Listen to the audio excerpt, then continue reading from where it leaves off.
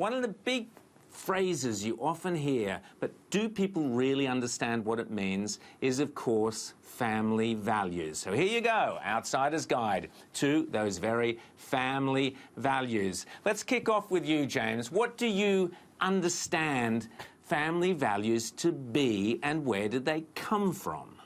Well, I think family values is one of those terms that gets used and abused, and probably has been at least since the 1980s, I think, as a reaction against countercultural movements from the 60s and even before then that tried to undermine the family as the basic building block of society. You know, the idea that the nuclear family, mom, dad, 2 kids, a dog or a cat or a budgie or whatever, that's the basic building block of society. And of course, the left, for at least 100 years now, has been trying to undermine that because they don't like, you know, what happens there, because it undermines their social revolution. So to me, family values are probably a bit more high-minded than maybe people in the political sphere sometimes think about them.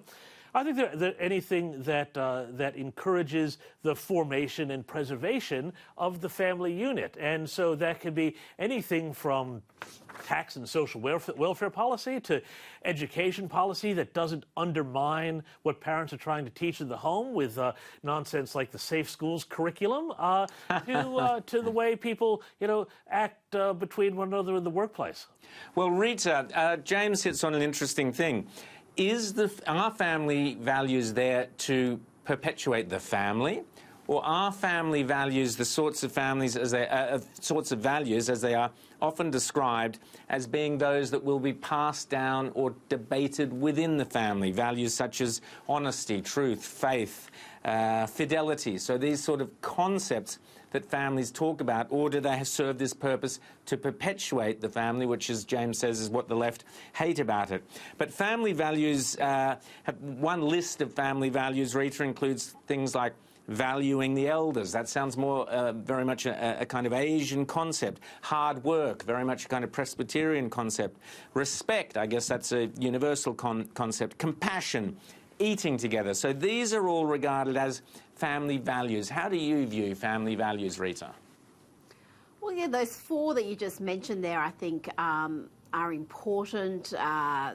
Protection, I think, is a huge family value. Protecting each other, taking care of each other, wanting the best for each other, and wanting your children to be happy and successful, and to have the opportunities that perhaps you didn't have. So I think they're, to me, all Australian family values, and why Australia, for so many families from around the world, is the land of milk and honey, because there's not too many other places where, if you do have what you mentioned there, the work ethic, the ambition, and you persevere, you can really achieve great things regardless of who you are, where you come from, whether you're from money, whether you've got nothing, whatever social status or class you are, you can get to a position of being financially reliant on yourself, you're successful, and all the things that you hope to achieve.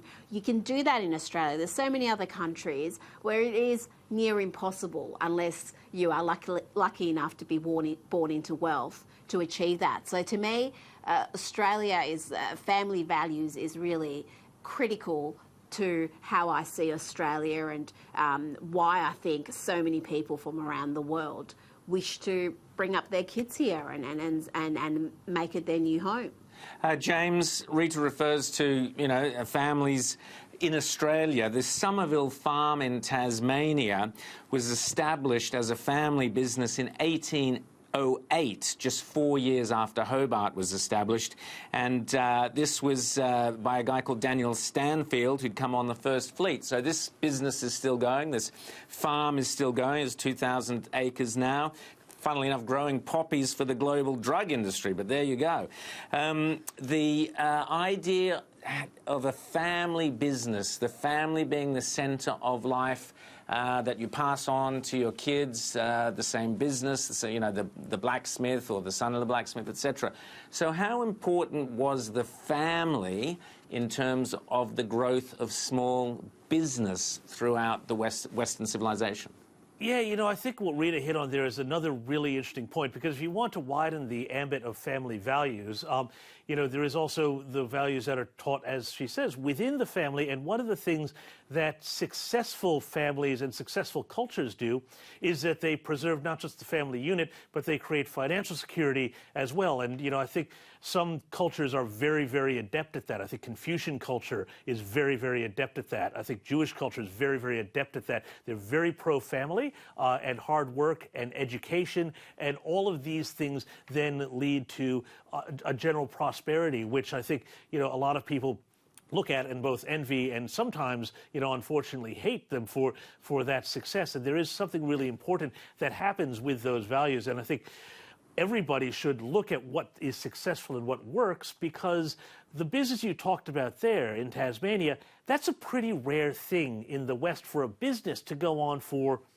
200, 212 years within the family, because what we often hear, you know, the phrase I grew up hearing was, you know, it's known as shirt sleeves to shirt sleeves in 3 generations. Yes, which that's means, right. Yes. You know, somebody starts a business and they put that hard work and they put that, you know, tough graft in, and then the second generation, you know, they're brought up and say, oh, we don't want you to have to work as hard as we did. And then there's all the wealth, and then they squander it, and then the third generation after that, you know, is poor again. So yes. And that's what happens when the family values aren't there and transmitted year in, year out, generation to generation. And as I say, some cultures are very, very good at transmitting that culture to the next generation. And I do sometimes wonder that in our secularized West, and in a West that values, you know, your own individual finding your bliss or whatever that is, you know, doesn't make room for the hard work and sacrifice and respecting what your parents and grandparents may have built,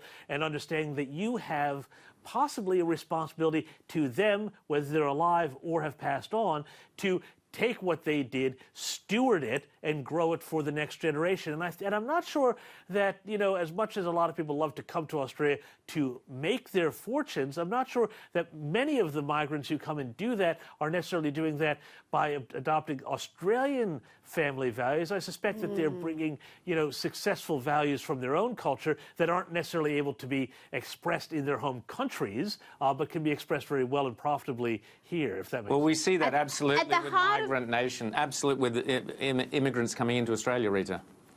Absolutely, and I think at the heart of that is a sense of duty, if for want of a better term. When you see migrants in Australia, typically from Asian backgrounds, Indian backgrounds, where the kids study hard, they're studious, whether they want to or not, they feel this sense of duty, this obligation to their parents to do the best they can. And you see very quickly, within less than a generation often, people coming here with nothing, and they've built something, and their kids are now professionals. They're now in the elite class. They're doctors, lawyers. They're business people. So, yeah, perhaps you know, to characterise that as Australian family values may not be acknowledging the different ethnicities and what they bring. And I don't know, it's a bit harsh, but as someone who is a migrant,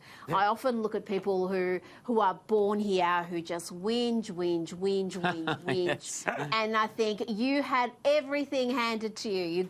You won the lottery of life. You were born in Australia. You've never had that hardship, and you haven't put in like I know the person next to you has put in. So I think there is a different mindset and an appreciation of seizing the opportunities that are there that sometimes if you're lucky enough to be born here, you don't sense. I think that's a very interesting comment, and I think also, Rita, you know, the Australian secular family, as James was referring to, it is smaller than the sort of families that you would get from immigrant nations, certainly the big European families, the big Asian families. I was amused, the world's largest family comes from Baktwang in India, not here in Australia. 39 different wives Ziona Chana had, and he had, how many? 94 children. So there you go. I guess there are some family values there.